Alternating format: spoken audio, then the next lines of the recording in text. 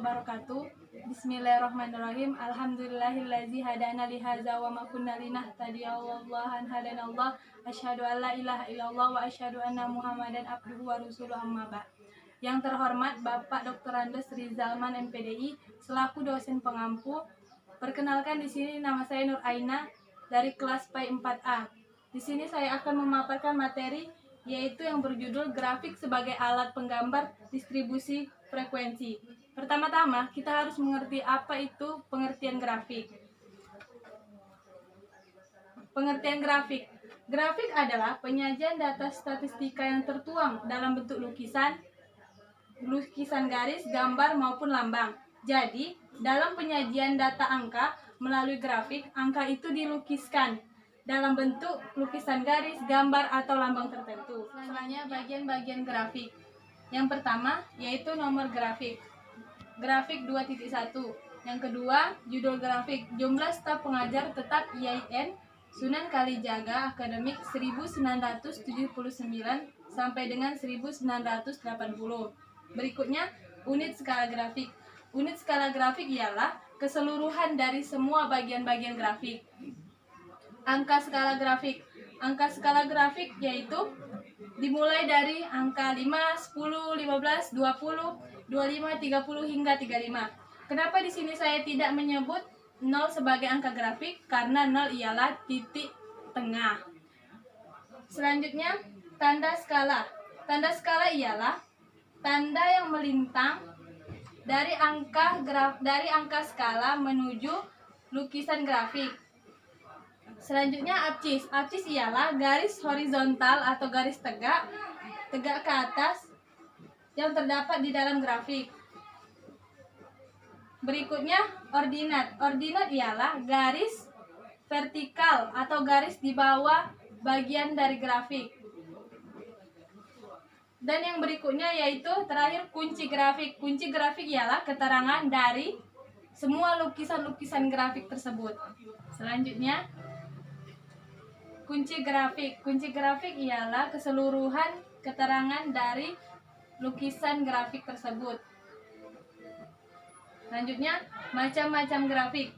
Di sini terdapat grafik balok atau grafik batang. Grafik balok atau grafik batang terdiri dari 6 macam, yaitu grafik balok tunggal, grafik balok ganda atau majemuk, grafik balok terbagi, grafik horizontal, grafik vertikal, maupun grafik balok bilateral.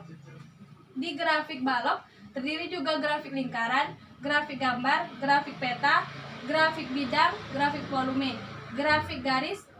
Di sini grafik garis terdiri lagi menjadi 3, yaitu grafik garis tunggal, yang kedua grafik garis majemuk, yang ketiga grafik garis poligon.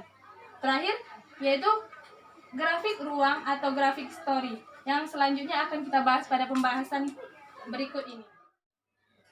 Contoh, cara melukiskan distribusi frekuensi dalam bentuk grafis poligon data tunggal. Dari tabel tersebut, kita akan membuat sebuah grafik dengan langkah-langkah sebagai berikut. Yang pertama yaitu membuat sumbu horizontal atau absis, lambangnya X. Yang kedua, membuat sumbu vertikal ordinal, membuat lambangnya Y. Yang ketiga, menetapkan titik 0, yaitu perpotongan antara sumbu X dan Y. Yang keempat, menempatkan nilai hasil ulangan harian dalam mata pelajaran matematika pada absis X. Yang kelima, menempatkan frekuensi pada ordinal Y. Yang keenam, melukiskan grafik poligon. Hasilnya dapat dilihat pada grafik berikut ini. Inilah hasil grafik yang telah kita buat melalui langkah-langkah sebelumnya tadi. Contoh cara melukiskan distribusi frekuensi dalam bentuk grafis poligon data kelompok. Sama halnya dengan langkah-langkah berikut, di sini kita disuruh mencari nilai tengah atau midpoint-nya. Dari tabel ini kita telah mendapat nilai midpoint-nya atau nilai tengahnya. Setelah itu kita disuruh membuat lukisan grafiknya yang terdapat pada gambar berikut. Inilah lukisan grafik dari data berikutnya sebelum yang saya telah jelaskan. Selanjutnya, cara melukis distribusi frekuensi dalam bentuk grafik histogram data tunggal. Dari tabel berikut ini, kita akan membuat sebuah grafik. Dengan catatan, dalam membuat histogram perlu ditetapkan nilai nyata, masing-masing skor dan juga nilai masing-masing interval yang ada demikian karena grafik histogram itu memiliki nilai duanya. Contoh cara melakukan distribusi frekuensi dalam bentuk grafik histogram data kelompok. Di sini bukan hanya grafik poligon saja yang memiliki data kelompok, tetapi grafik histogram juga memiliki data kelompok sebagai berikut. Demikianlah materi yang dapat saya sampaikan kali ini.